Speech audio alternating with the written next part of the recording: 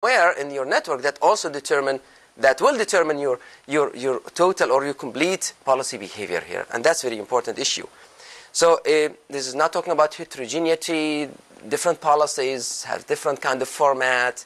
Not talking about the dynamic topologies where topology might be changing. If the topology changed, then the policy has to be changed accordingly.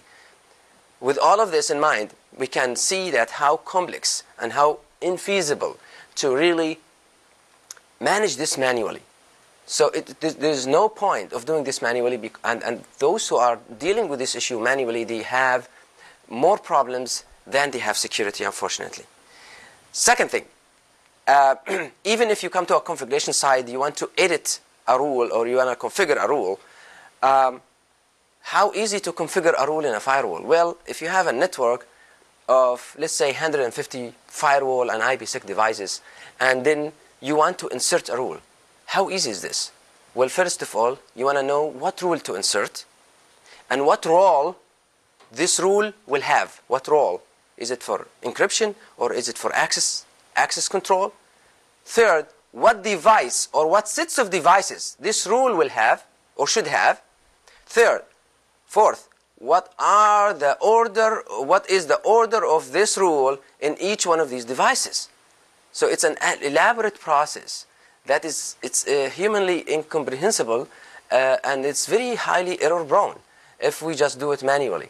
And this is why you need an automated uniform interface to configure security devices from endpoint view without knowing is this supposed to go to an IPSec device or an IDS device or a firewall device?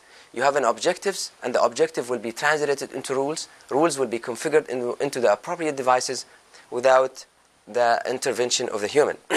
You can see from what I just described the complexity of managing security policies in terms of verification or in terms of editing and modification of your security policies.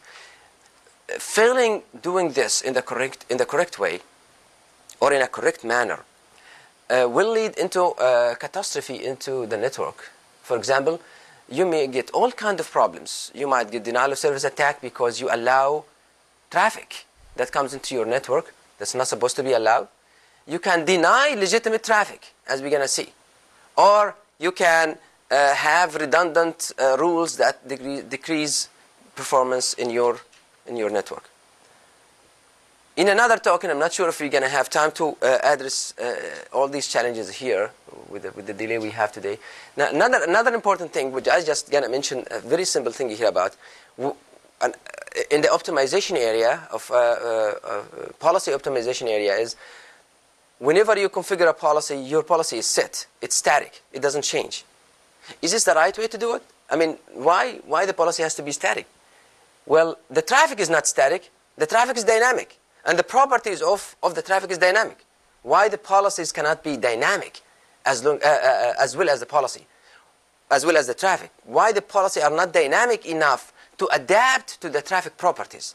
What do I get out of this? I will get a lot out of this. First, I will match traffic that's more prominent, more frequent first. So I will decrease the overhead of matching, and I will improve the performance of firewall.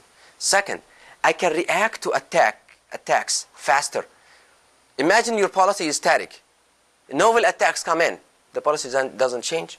But if the policy is dynamic, learns the new attack, changed its behavior, so it will reject the attack immediately. That's what we want. That's the challenge of the optimization. When I talk about optimization, I mean that. I mean policies has to be dynamically optimize itself to fit the right traffic and the right environment. This is basically the center of my talk. The theme that really goes across all my talk is autonomic, or you can call it, autonomic is a word invented by IBM to mean self-automated. So how we can make policies self-adaptive and self-verifiable policies. So in the first part of the talk, we'll talk about verification.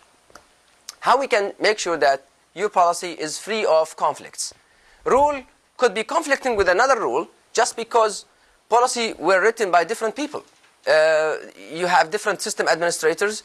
The policy has been written different times, and this is very normal. So how can you verify, how can you purify your policy from any kind of anomalies or any kind of misconfiguration that might exist in a single firewall? I'm talking about single firewall here. In order to address this problem, we said, okay, our first step simply is to look at the relation between rules in a single firewall. So this is an example of a rule. X and Y, these are two different rules. So it has 5 tuples: protocol field, IP source, source port, IP destination, and then source. This is a destination port. So X and Y are 2 rules. What is the relation between these 2 rules? Well, disjoint. They are completely disjoint. There is nothing in common between these 2. This is one relation. The other one, they could be exactly matching. This one and this one, exactly look-alike. So there's nothing really big brainer about that. So second one, there could be some kind of relation. Like here, X is actually a subset of Y. Rule X is subset of Y, because look at the wildcard over here. That means this X is really subset of Y. Y is a superset of X. So this is what we call it inclusive matching, the relation between the 2 rules. Here you, excuse me, you have another relation called partially disjoint. Some of the field have subset-superset relation, but others are completely disjoint. Like here, because I have the destination port number completely different, make these two rules disjoint or partially disjoint. Why partially? Because some part of the rule is actually has subset-superset relation. The 5th one, which is an interesting one, what we call it correlated rules. Simply the correlated rules, 2 rules that intersect with each other. Imagine 2 circles here, and that intersect with each other, so they have a common intersection area between them. Where is this intersection here? Look at these 2 rules, X and Y. Well, the intersection between X and Y is this rule. If a traffic coming to 140, 192, 33, 40, going to 161, 121, 27, 30, is actually this space, this address space exists in X as well as in Y. In this case, we call them correlated because they are not any one of the previous relation. They are not exact match, they are not disjoint, they are not inclusive. This is correlation. So we come up with this kind of a new categorization of relation between rules, which is simple and very straightforward. Next step, we said, okay, by the way, these relations are distinct and they are complete. Means if I take a union of all these relations, I will get the universal relation set algebraically between any 2 rules. So that means no one will come later on and tell you, oh, there is one relation you forgot. Okay, we have this closure to say, okay, this is the only relation that you can have.